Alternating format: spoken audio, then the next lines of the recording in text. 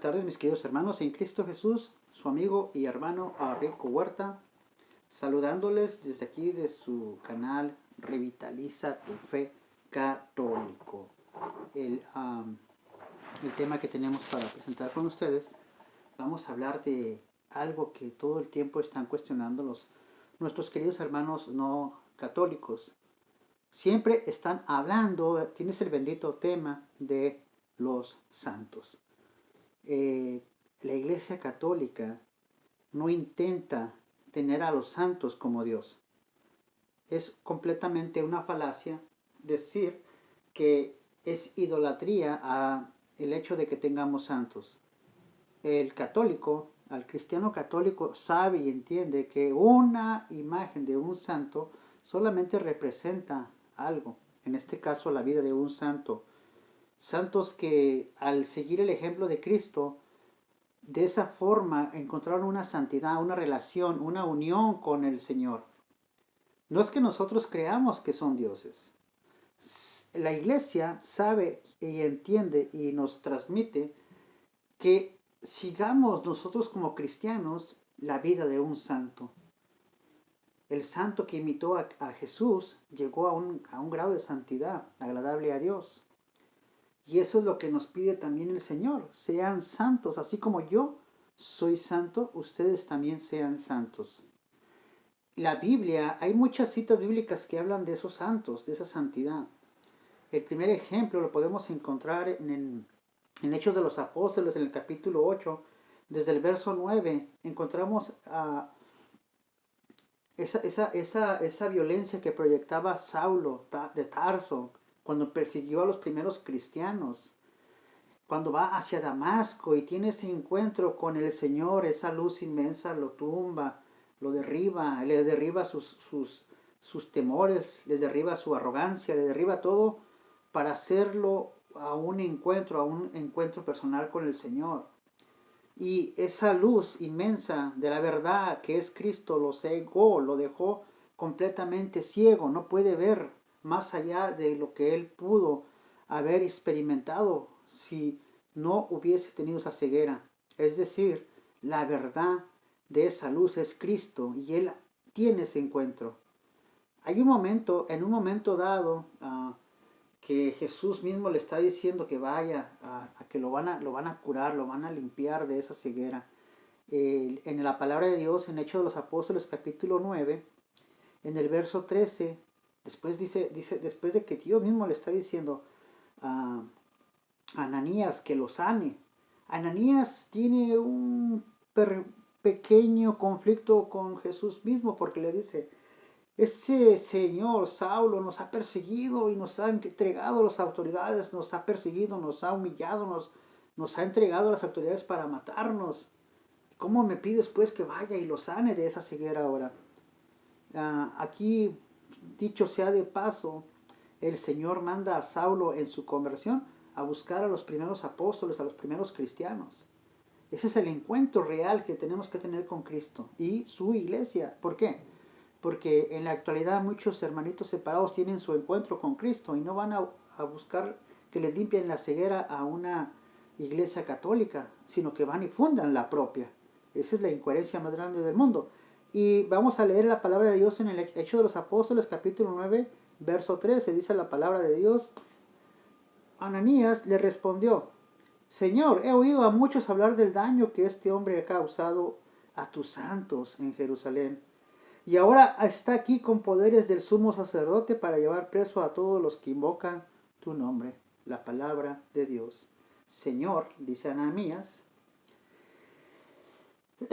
he oído hablar mucho del daño que ha causado este hombre a tus santos, los santos de Israel, los primeros santos, la primera iglesia con ejemplos de santidad.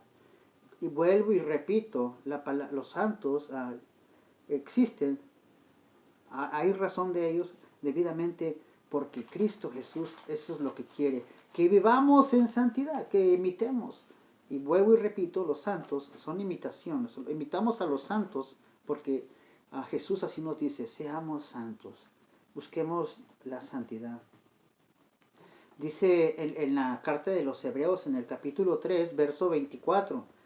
Dice la palabra de Dios: saluden a todos sus dirigentes y a todos los santos hermanos nuestros. Los de Italia los saludan. La gracia sea con todos ustedes. Palabra de Dios. Miren lo hermoso. Saluden a todos los santos dirigentes. La iglesia establecida por Cristo Jesús. Sabemos que después de Hechos de los Apóstoles 19, obviamente antes de eso matan al primer obispo, a Santiago, a pedradas, cae a los pies de Pablo. Hay persecución. Hechos de los Apóstoles, capítulo 2, verso 42, nos narra cómo en la primera comunidad había unión, había hermandad, estaban muy cómodos. Después de la muerte de Santiago vienen las persecuciones y los apóstoles se dispersaron por todas partes y en todas partes eran perseguidos, encarcelados, golpeados, humillados por predicar precisamente la palabra de Dios. Pero en esa comunidad que hablábamos en Hechos de los Apóstoles 2:42, después son dispersados, como que Dios mismo dejó que sucediera eso para que pudieran hacer su mandato, ir a predicar el evangelio. Y aquí, establecidos en Italia, dice claramente en Hebreos 13:24, saluden a todos los dirigentes y a todos los santos hermanos nuestros. Los de Italia los saludan. La gracia sea con todos ustedes. Fíjense, inclusive dicen no, que la iglesia nunca estuvo en Italia, o sea, en Roma. Miren, los santos de Italia les saludan. Los santos. Y yo no entiendo por qué muchas de las veces los hermanitos separados dicen que no, que ninguna parte de la Biblia habla de los santos, ¿verdad? Habla de los santos. Y hay muchas citas bíblicas más, solamente queremos aquí hacer un resumen, no hacer un video tan largo y tan tedioso, pero inclusive ya que llegamos a esta parte nos acusan también a nosotros de que nosotros le hablamos a los santos, ¿verdad? Que los santos están muertos y no hay más nada que hacer. No le hables a los santos, eso es idolatría, eso está prohibido. Viene la falacia en donde dicen el católico le habla a los muertos. Nosotros no es que le estemos hablando a los muertos, estamos buscando a las palabras que pudo haber tenido ese santo con esa relación que tenía con Dios, esa relación que tenía Jesús y esos santos. Nosotros buscamos esa relación, buscamos esa fórmula que ellos encontraron para poderse comunicar con el Señor, y por eso es que los ponemos como intermediarios, ¿verdad? Sabemos y entendemos, según la carta de Timoteo, que hay un solo mediador entre Dios y los santos, pero también está hablando de las oraciones unos por los otros.